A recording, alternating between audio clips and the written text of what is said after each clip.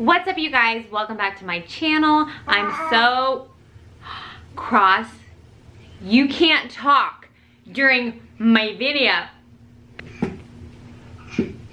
Sir. Okay. What's up, you guys? I hope that you're just like feeling life. I hope you're feeling good. I've been an early riser lately.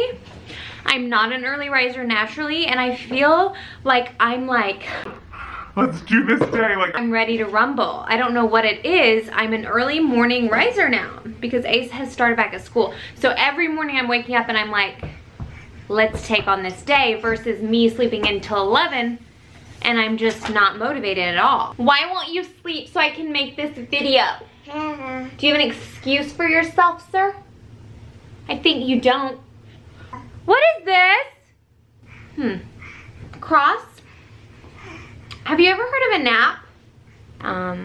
If you get anything from this video, I hope that you like these little fuzzy things, because for some reason I thought if I got these little fuzzy things that I would be content with my home decor, and I was very wrong. I'm very disappointed that I spent not 5, not 10, not 15, but $20 per little dilly, and I need like 6 more. So if you get nothing from this video, I hope it's that you enjoy these, because I really want to just sell them on eBay. Okay, so today we are going to be talking about postpartum anxiety. I feel like a lot of people talk about postpartum depression, but the anxiety sometimes seems to be left out, and I noticed myself really struggling with the anxiety portion of that after I had my daughter Ace. For me, I'm not taking medicine. I definitely did try that route and it didn't work for me, but if you are taking medicine, I totally understand. I totally support you in that, and I know everybody's body is different. So especially with chemical imbalances as far as postpartum, I know there's actual chemical imbalances in people's brain and they need medicine. So I hope that you will go see your doctor, but this is what worked for me and kind of how I dealt with it holistically, and not with medicine. I wanted to kind of share my experience first and then tell you guys what I did and what God kind of led me to do in order to get through my anxiety with Ace, because it was very debilitating. So about a year after I had Ace, I was so depressed and so anxious, and I just remember being consumed with these horrible thoughts. I mean, my mind would take me to the worst places in the whole world. I would literally have visions in my head of horrible things happening to Ace, and I remember when she came out of me, literally the first moment that I saw her, I wasn't filled with that like joyful mom moment where you just are so overwhelmed by the love and the joy. I remember just being met with this fear. I was so afraid that this world was just gonna take my baby from me, and I don't know why my brain went there. I was so overwhelmed. You know, I was 19 years old, and so being told that you're the mother of this child and you have to take care of your child's mind, body, soul, you have to raise your child up to know God, you have to raise your child to, like, their eternity is essentially in your hands. That's what I felt like. And so I was so overwhelmed. I remember just being so filled with almost like a feeling of doom. And that's not to say I don't love my child, but it was very, very overwhelming for me. There was a point whenever I was about a year postpartum where I was at my absolute worst. Now, my anxiety had been bad up to this point, but never this bad. And I remember just being so confused, because I was like, I thought postpartum anxiety was just right after you have your baby and then it kind of goes away, but that wasn't the case for me. And I don't know if it was because I was breastfeeding or what it was, but I was so anxious all the time. And it got to a point where it became physical for me, and my throat felt like it was closing up. I had to go to the doctor to see if something was wrong with me. My health was like just horrible. I was home almost 24/7. I was even afraid to take her in the car. Nobody was allowed to take her anywhere. She wasn't allowed to be watched by anyone except for my mom and my sister.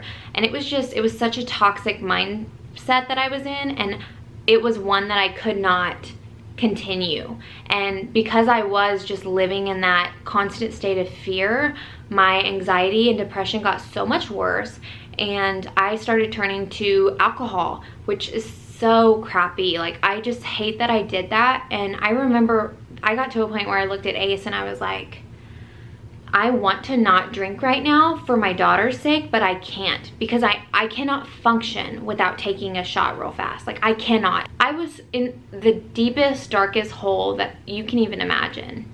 And I still battle to this day with the shame of that. And I just pray to God that, you know, that won't have lasting impacts on Ace. God does forgive and he does have grace, but I'm afraid, and this is just me being really transparent. Some days I still struggle with, you know, what if I did something to her mentally or emotionally or traumatized her.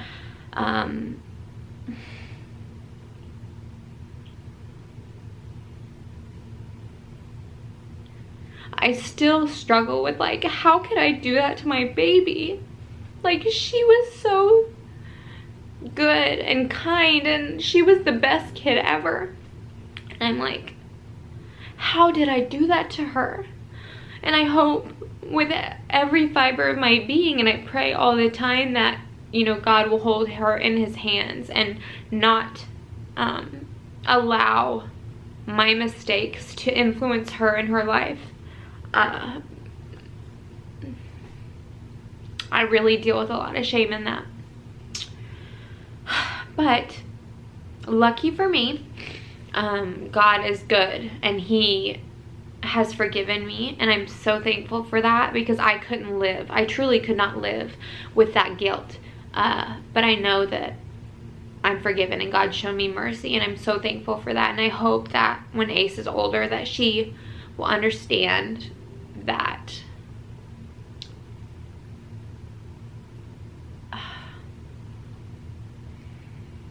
mommy, like, loves her so much, and I was just doing, like, my best.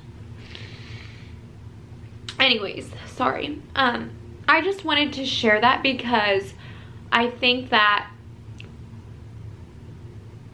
moms can feel so alone, and I don't want anyone to feel alone, because mine got really bad and my anxiety literally engulfed everything about me. Like, everything was just doomsday central, and my body physically just melted. So how did I get out of that? Really what it took was a surrender to God. And I remember on New Year's Eve, I prayed out to God and I said, God, I cannot live like this anymore. I cannot do this to my baby anymore. I need you to help me. And I meant it. Like, I meant it with every fiber in my being. I was like, God, please help me. And he did. And it wasn't like an instant, my anxiety was healed. It wasn't that. But what I felt like he told me was that I needed to, this sounds crazy, but what God told me that night was that I needed to enter into this bodybuilding competition. Which, thinking about that now, I'm like, are you, like, what? Like, when I say it, it's funny, but God knew that my body needed to be in the gym working out and eating healthy. And so it was like this click for me, like, oh, okay, you're gonna do this bodybuilding competition. And honestly, I was like, I'm probably gonna win it. Like, God's telling me to do this, I'm probably gonna win it. Of course I didn't win it, but essentially what it was you have to eat healthy for like 70 days or something, and you have to work out and just try to like do a full-blown transformation of your body and win this bodybuilding competition. And so I did that. I didn't win. I won nothing. But I didn't realize all that me being in the gym and getting active and getting those endorphins would do for my mind. I felt so good afterwards, and my mental health was 10 times better, and I had so much more joy. And during that time, I also started reading the Bible and kind of started to watch sermons all the time and just really pour good things into my brain. And so that was a real game changer for me. My favorite pastors were Michael Todd and Stephen Furtick, and I was just listening to them all the time and reading the word and praying and getting my quiet time with God. And it just became like really addicting to just be able to speak to God and have a real relationship with him. And that was a game changer for me, guys. I continued to stay in the gym, and what I did to truly transform my heart was I went by this rule. So I would put more godly things into my mind and my heart than worldly things, and I feel like that helped me so much. As I've continued on with, you know, my anxiety, because it didn't just go away, it definitely got better, and the physical, just the feeling of I can't live this life anymore, that went away, thank God. And I truly believe that that's from me, you know, working out and really working on my relationship with God and realizing who he says I am and what my purpose in this life is. And I just know that without that purpose and without the reason I'm on this earth, I would not have joy. It would just be like doomsday. I can't imagine a life where you just live to exist and you don't have a specific purpose, and you know, there's not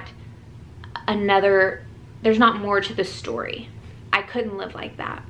So I had a sermon by my Life Church pastor, Craig Rochelle, and he was talking about how you can kind of train your thoughts to be different.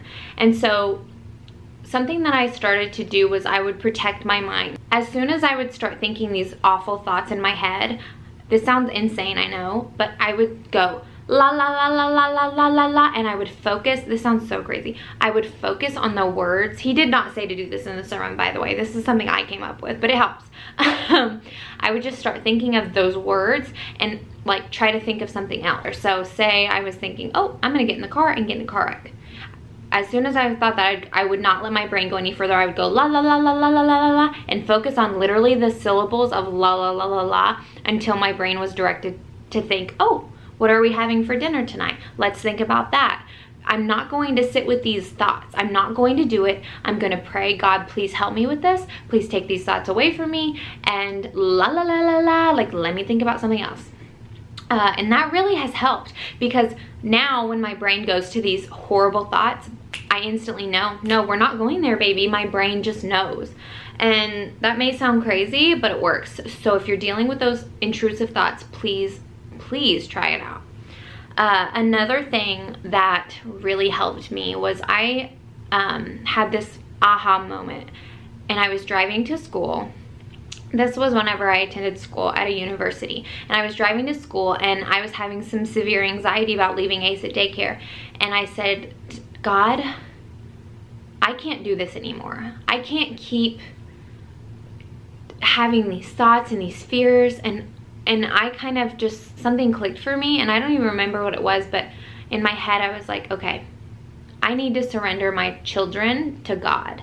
I need to say, God, these are your children. I know you love them more than I do, and so I'm gonna surrender them to you. And I know that your will is the best will, and eternity and their life is in your hands, and I trust you with these babies. And even though technically I'm not doing anything, like I didn't have any control of them before, but something about that, my surrendering of my child to God was so freeing. And knowing that nothing I can do is going to protect my kids, like God's will for them is going to prevail regardless. And so I was just like, these are your babies. God, guide me in how I should lead them, but she's yours. And I'm saying babies now, but at the time it was just Ace, because I've had Cross recently. So this is from a girl who I've been really blessed by. Her name's Brittany Dawn, and I'm gonna read this, and I pray that you will think about this and really sit with this, because I think it's so true in the day and age that we're in today with all the fear that's going around. And yeah, so I'm gonna read this. So this is from a girl who I've been really blessed by. Her name's Brittany Dawn, and I'm gonna read this, and I pray that you will think about this and really sit with this, because I think it's so true in the day and age that we're in today with all the fear that's going around. And yeah, so I'm gonna read this.